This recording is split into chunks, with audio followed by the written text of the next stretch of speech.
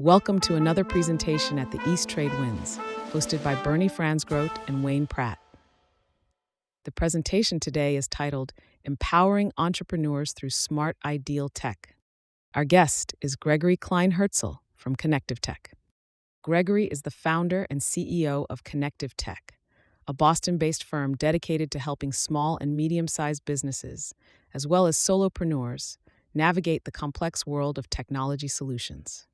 With a background in mathematics from the University of Vermont, Greg leverages his analytical skills to match clients with over 150 vetted technology vendors, ensuring tailored solutions that align with each business's unique needs. His services encompass cybersecurity, software and website development, fractional CTO roles, cloud optimization, and more, all offered on a performance-based model. ConnectivTech earns only when the right match is made. Beyond his technical expertise, Greg is a passionate networker, emphasizing the power of human connections in business.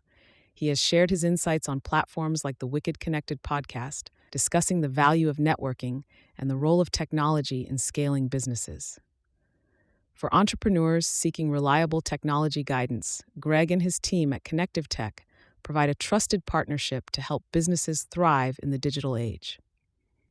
My name's Greg with ConnectivTech. We are a fractional CTO organization, but we were born with a realization of this. We found that a lot of businesses these days were just failing on who to outsource to, what vendors to pick. If they had a problem and wanted to outsource, how do they go find the solution? And so a lot of these companies these days are actually relying on things like referrals and Google reviews and quotes and RFPs to determine who they're going to pay, who they're going to trust with their company. And at the end of the day, there's about a 30 to 50% success rate depending upon what they want to outsource. And these days, it's hard for a business to function if they don't outsource something, an email, their telephone services, things like that. Similarly, what we had found is that a lot of the vendors are very specific. Everyone on this call has given a client profile. Here's what type of client I'm going to be most successful with. Here's the services I provide. Here's my cost structure. And everybody does it very different. Everyone has a different personality.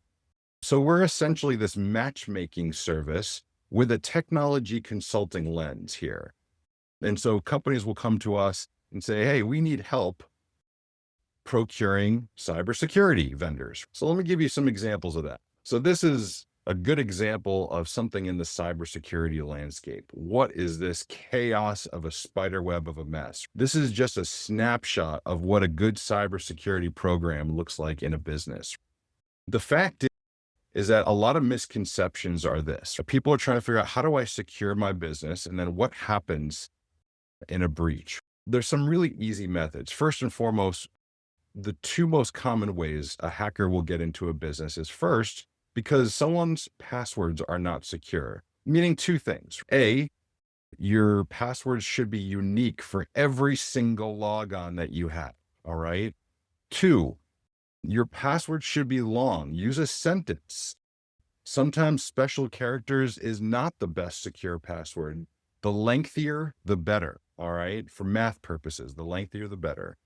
And then three, a password management system should be used to track all this. And you really want to turn on multi-authentication whenever you can. So everywhere you log in, you have another secondary text message or an app to approve, or you're pressing the code in. That saves companies from breaches every single day, every single hour, putting MFA in place.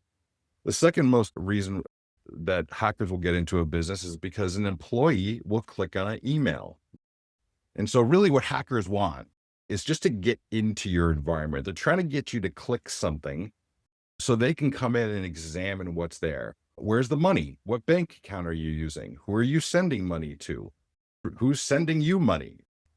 What software do you use so they can take control of it and hold you at ransom? And there's so much more. Maybe they're stealing documents. A lot of people talked about ransomware, where they actually give you a note being like, I have X, Y, and Z in your business. If you want it back, you have to pay me $150,000 in cryptocurrency. And so there's a lot of things that have to happen here. So companies will come to us and be like, Where do we even begin? Or I don't even like my current provider. I don't think they're good at what they do. The fact is, there is more bad than there is good out there. And so, in order to find the good, ConnectivTech will go do proactive vetting of these organizations, help the client come up with a plan. Do we start with an assessment of their current environment, or do we start with just a conversation to put things in place to secure their environment?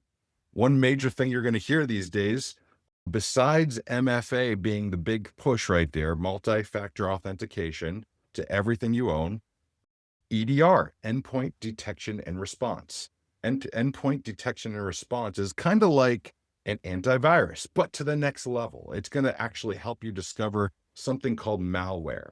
Malware is something a hacker is going to be putting on your computer. It says, hey, hacker, now I'm on your computer. What would you like me to do? Should I build a backdoor? Should I try to get this file? Should I try to access their passwords? There's a lot that the malware can do. And so this EDR, usually a good company will set up an EDR with something called a SOC, which is a security operations center.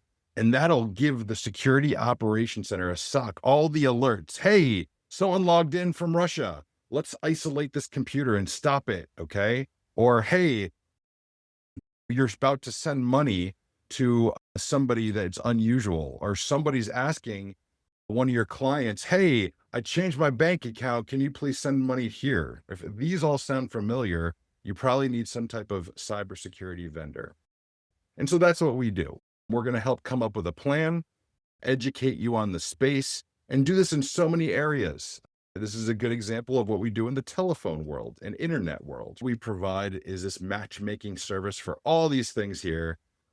If you need to reach out to me to learn more, again, my name's Greg. There's my email, phone number, and any way you want to reach out to me. So thank you for having me. Unlock the full potential of networking with East Trade Winds. Are you eager to connect with our esteemed guest speaker and delve deeper into the ever-expanding universe of connections? Simply scan the QR code now and embark on a journey of endless opportunities. Join us at East Trade Winds, where we gather online via Zoom every Tuesday from 8 to 9 a.m. Eastern Standard Time. Whether you're a seasoned professional or just starting out, you're welcome to connect with us. Seize the moment, register for free, and start exploring today. Fancy sharing your insights as a guest speaker? We're looking for you. Reach out to Wayne Pratt to ignite your speaking journey.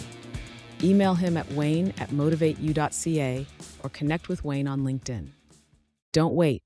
Take action and be a part of a global community that's shaping the future of business networking.